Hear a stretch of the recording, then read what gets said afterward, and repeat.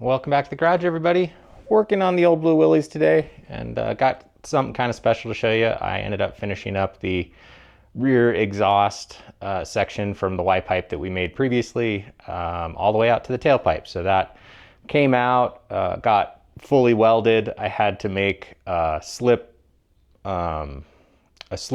connection in one location and turn the rear of the muffler into the other.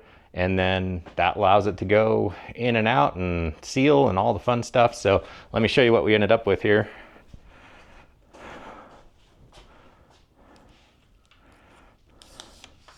So this is where I ended up having to tuck the exhaust as it came out the back, was under this edge of the tub. So this is fairly flush. It does stick out maybe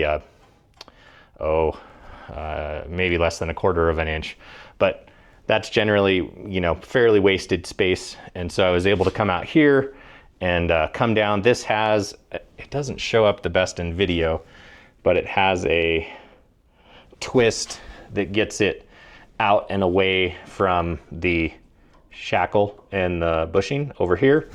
And then it's just basically cut off, if you can see that, flush with the bottom of the bumper.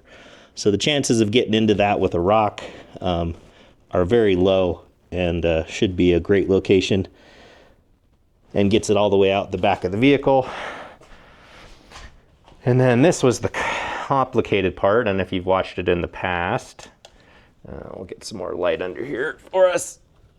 And there we go. Hey, how you doing? Come under here with me. Check out this cool stuff. So under here you can see this is where we merged it from the forward section, merged. We had to jog over, and then we did a flex coupling into a fairly large, if you can see that, fairly large Hush Power Flowmaster muffler, 2.5 inch. And then this was the crazy part. So we had to go back up, do a 180, and then go another 90 out the frame, and then another 90 goes forward. So very, very compact area under here. If you can see, there's just not a lot of space. Remember, we have a fuel tank that goes over here and back there. So going out the back of the vehicle traditionally over the top of the axle and all that doesn't work on this one. So this was one of the slip connections, was just the back of the muffler, and then this whole piece here is welded together, and then you can see the other slip connection up here. So all in all, I'm pretty darn happy with all that, and it has more clearance than I thought up here once everything kind of got settled into place. It is also, if I can get out from here. Oh, hey, how you doing? Yeah. So this exhaust is also keeping with the flat belly. If we can line that up for you. Theme. So everything's above the belly. This rear section here is pretty tucked up out of the way, and then you get that crazy bends and exits and everything else. You can see kind of, I don't know if you can see in there very well, but there's about a finger's width in there. And then I will go through when the tub gets pulled apart for paint or whatnot. When that's done, this will all get DEI heat shield to isolate the body, so it'll get a piece all the way up in here, on the floor basically section up above there. But overall, guys, pretty happy with that one. That was a good way to kill the day. And yeah, so big one to check off the list is this rear exhaust and fab. Cross that off. It's all welded, it's all in, it's all clamped. It is done.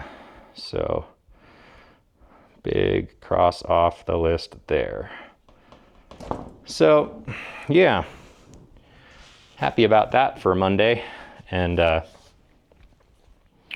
get to pick out what's next on this thing. It's probably going to have to be, I don't know if you can see it over there,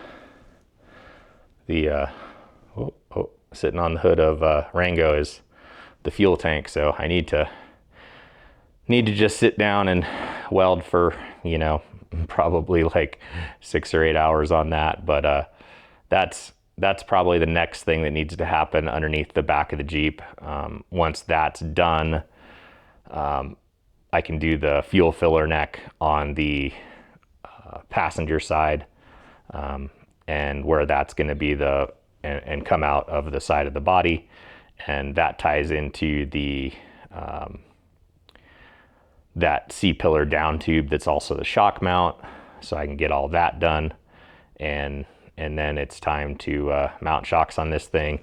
And then there's, you know, always tons of little stuff we can chip away at, but it's getting pretty darn close to, I mean, this is always a weird phase in a build, is when it really, you know, it really looks like something and feels like something, and all the levers and everything are there, but you still need to go through. This one needs to be wired, and that includes the engine stuff, which is posing some packaging issues, but overall it still needs to be completely wired. And then there are, you know, plumbing the brakes and plumbing the power steering. But other than that, this is starting to get to the point where it's time to think about what the plan is for blowing it back apart. So this has to come apart again. The tub's got to go off. There's so much new sheet metal in the tub. It's got to go off for paint. I don't do paint here in my garage. It's just not really feasible for me to do that here. So it's got to go away for that. But there's a lot of, not a lot, but there's finish welding in areas where you can't get to when you're doing a body on build.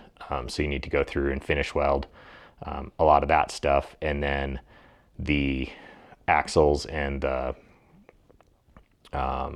transmission transfer case are getting rebuilt when they come out before it goes back together. And yeah, so it's gonna